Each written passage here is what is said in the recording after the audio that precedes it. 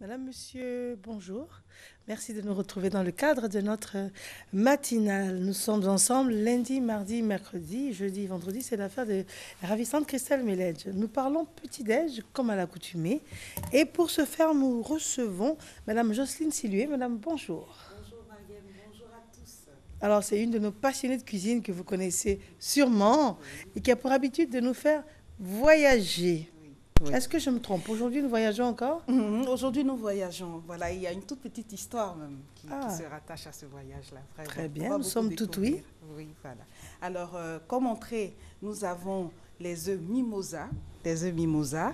Ensuite, comme plat de résistance, nous avons un bon petit mijoté de queue de bœuf, voilà, avec du riz aux Mhm. carottes. Et comme dessert, nous avons le cheesecake en verrine. Des Voilà, cheesecake en verrine. cheesecake en verrine. Oui, ou bien Voyez-vous ça? les coquettes verrines de cheesecake. Voilà, voilà, façon Madame Sylvie. Façon Madame Sillier. Oui. Alors, on est très impatient de savoir comment est-ce qu'on compose tout ça. Très bien. Alors, pour l'entrée, pour ceux qui entendent bien le mot mimosa, mimosa, c'est une fleur. C'est une fleur qui est très, très, très belle, couleur un peu violette, c'est vrai, mais par rapport à sa forme, l'être humain a réfléchi et s'est dit, mais pourquoi l'œuf ne peut pas ressembler à cette Mhm. fleur-là? Donc, ils ont essayé de copier, voilà, la nature et ils ont composé ces œufs-là. C'est depuis la Rome antique, hein, voilà, qu'on consomme ces œufs-là. C'est très facile à faire. Donc, Très, c'est une très, recette très. italienne Oui, à la italienne. base. Oui, italienne Mhm. à la base. Alors, vous avez besoin de 6 œufs durs. 6 œufs durs, ou ça dépend, hein, si vous avez plein d'invités, voilà, ça va vraiment dépendre. Vous faites, bien sûr, quand je dis œuf dur, ça veut dire que c'est déjà bouilli, Mhm. tout et tout. Vous prélevez les jaunes d'œufs et vous réservez. Ensuite, vous faites une toute petite sauce à base de moutarde et de mayonnaise. Mhm. Voilà. Et un soupçon d'huile de tournesol ou d'olive, ça dépend de votre goût. Et vous rajoutez l'écrasé de jaune d'œuf.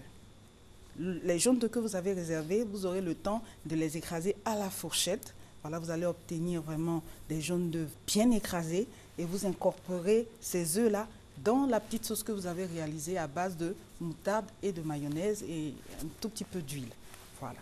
Donc vous mélangez, vous mélangez, vous mélangez. Entre-temps, les œufs, vous les avez déjà découpés en deux. Donc c'est comme une farce. Voilà. Les endroits que les jaunes d'œufs auront laissés, vous les comblez avec la farce que vous allez obtenir. Et pour la présentation, vous utilisez des feuilles de laitue ou des feuilles d'endive. Cela dépend de vos possibilités financières. Et vous mettez ça comme un lit. Et par-dessus, vous disposez vos œufs bien farcis. Et pour la petite déco, le reste d'œufs écrasés à la fourchette, vous parsemez cela sous forme de pluie, hein, pour que ça paraisse vraiment très appétissant. Et ça n'a pas l'air très long à faire non plus. Pas du tout. Minimum, minimum, minimum 10 minutes. 10 minutes. 10 minutes. Les œufs durs déjà faits. Et Mhm. quand les œufs durs ne sont pas encore faits, comptez 15 à 20 minutes au moins. Au moins. C'est très, très, très rapide. Vous recevez des invités à la dernière minute. Vous pouvez leur créer ça. C'est très, très, très bon. Donc, la farce est à base de mayonnaise. Mayonnaise, moutarde, soupçon d'huile de tournesol ou d'olive. Tout simplement. Pas de poivre, pas de sel. Vous allez sentir le vrai goût de l'œuf. Mhm. Le vrai, vrai goût de l'œuf. Habituons-nous à sentir les vrais goûts Des de choses, nos hein. aliments, Vous vraiment. avez raison. Mhm. Et par la suite? Et par la suite, nous allons en France. En France, voilà. En France, avec ce bon petit mijoté de queue de bœuf. Hein, voilà, c'est une viande vraiment très appréciée un peu partout dans le monde. Hein, voilà, et particulièrement en Côte d'Ivoire. Mais on sait ce que c'est. Mais pourquoi en France? Je pensais que les queues de bœuf, c'était plus africain que... Pas africain, pas du tout. Parce que C'est bon à savoir. cette particularité, cette recette particulière-là vient de la France. Pas Avec des queues de bœuf. avec des queues de bœuf. En Afrique, même en Afrique du Sud, on utilise la queue de bœuf dans les sauces graines. sauce djumblé, sauce prala, vraiment des sauces J'aime bien avec la prononciation. Oui. Sauce quoi? Prala. Prala. Voilà, Oui. la queue de bœuf dans la sauce graine. Je vous assure. C'est un délice. Hein? Non, non, non, il n'y a rien à dire. Mais aujourd'hui, comme j'aime voyager, voilà, on va sortir de l'ordinaire, on va dans l'extraordinaire. En France, voilà, ils ont l'habitude aussi de manger ça. C'est un plat ancestral. Ancestral. Ancestral. Donc là, ce n'est pas une soupe, ce n'est pas un kedjenou. Non, non, non, ce n'est pas un kedjenou. Ce n'est D'accord. pas du tout un kedjenou.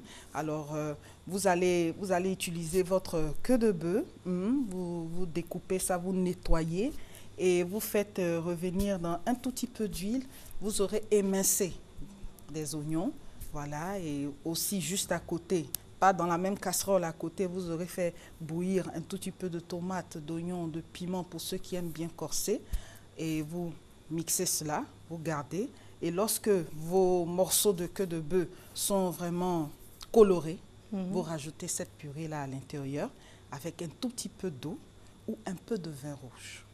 Ça dépend. Un peu d'eau ou un peu de vin rouge. Et vous piquez des clous de girofle dans un gros oignon et vous mettez à l'intérieur. Vous portez tout ça à ébullition pendant 3 heures de temps. D'accord. 3 heures de temps à feu doux. À feu vraiment doux. On ne se presse pas avec cette recette. Parce qu'il faut que la queue de bœuf cuise bien pour ne pas que vraiment ça Mais soit elle est fumée à caoutchouteux, tout l'origine? ça. Comment? La queue de bœuf, elle est fumée? Oui, celle que j'ai utilisée ce matin, elle est fumée. Mais dans la recette originale, non. Ça dépend. Ça dépend. Ça dépend de votre goût, ça dépend de votre goût, de la disponibilité de la viande. Parce que souvent, on peut ne pas trouver la queue de bœuf fraîche. On peut la trouver fumée. Ça ne gâche en rien au plaisir, en tout cas. Voilà. Donc, vous réalisez ça. C'est une petite soupe. C'est une soupe, tout simplement. Je l'ai fait un peu plus épaisse parce que j'aime bien quand c'est bien épais.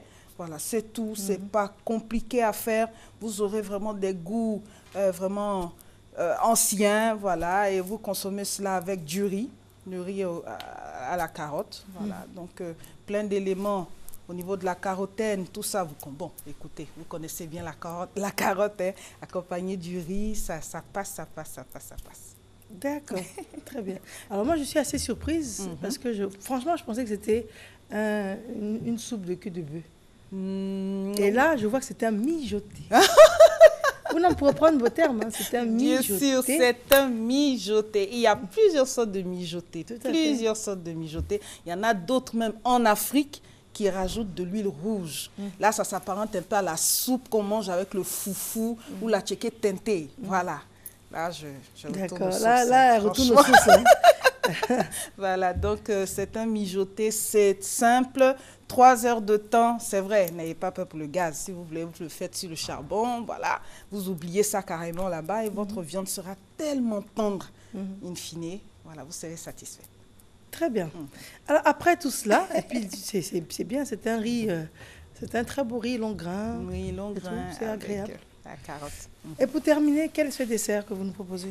Alors, je parlais tout à l'heure d'histoire, c'est le cheesecake ou le vatroska. Voilà. Ce gâteau a une histoire. Voilà, c'est l'histoire des immigrés juifs polonais. Parce qu'à l'origine, ce cheesecake vient de l'Europe centrale, voilà, l'Europe slave. Voilà. Et lorsqu'il y a eu des petits bobos au niveau des conquêtes des terres, tout ça, le rêve américain, les Juifs polonais se sont déportés aux États-Unis, précisément à New York. Et arrivé à New York, il fallait manger ce qu'ils connaissent. Voilà, ce vatroska, mais il n'y avait pas la faisselle. La faisselle, c'est un fromage à pâte fraîche. En tout cas, c'est très frais. On prend ça et ça a un goût un tout petit peu aigre. Mais là-bas, ils ont trouvé ce qu'on appelle le cream cheese. Voilà, c'est vraiment, ça s'apparente à la faisselle, mais c'est pas pareil. Voilà, c'est pas pareil. Ça, c'est un peu plus sucré, un peu plus parfumé. Et ils se sont adaptés et ils ont créé le cheesecake. Et comment on le fait, ce cheesecake? Le cheesecake se fait d'abord, comme je disais tout à l'heure, avec le cream cheese ou la pâte, le fromage à pâte fraîche. Voilà, je ne peux pas citer de marque. Bon, vous saurez. Ensuite, on le trouve au supermarché? Oui. Vous demandez au fromager, il va vous orienter. Qu'est-ce qu'on demande au fromager, vous avez dit? Hein? Qu'est-ce qu'on lui demande? Le fromage à pâte fraîche. Très bien. Voilà, fromage à pâte fraîche, adapté au cheesecake. Voilà. Ensuite, vous allez utiliser du sucre vanillé, une grande boîte de lait concentré sucré et des biscuits à cuillère ou des boudoirs, ça dépend de vous, ou vraiment des biscuits digestifs. Voilà, je ne peux pas dire plus parce que c'est bon, mais on a des vous en avez assez dit. Hein. Vraiment. Voilà, donc lorsque vous allez avoir ces biscuits-là, vous allez faire fondre 100 grammes de beurre. Vous allez émietter ces biscuits-là à la main, carrément à la main, et vous rajoutez le beurre fondu à l'intérieur. Voilà, et vous tassez cela dans les verres. OK? Lorsque vous allez tasser cela, juste à côté, vous fouettez votre fromage et vous rajoutez le sucre vanillé et la grande boîte de lait concentré sucré. Voilà, il faut que ça soit vraiment très sucré. C'est un dessert, voilà, on ne va pas lésiner. Ensuite, vous rajoutez cette préparation-là dans la verrine. Vous mettez sur le réfrigérateur pendant 1 heure à 2 heures de temps. Simplement, c'est sans cuisson. D'accord. Sans cuisson et c'est très bon. Et par-dessus, vous pouvez mettre des fruits, vous pouvez mettre de la confiture. Ce matin, j'ai mis de la crème chantilly. Waouh. Très bien. Voilà. Jocelyne, comment vous joindre? On me joint au 02 74 61 84, de 02 74 61 84. Et merci beaucoup. Merci pour tout. Merci à vous en tout cas Voilà. pour ces merveilleuses recettes. Il est temps pour nous de faire une courte pause et puis un programme très alléchant. À tout de suite.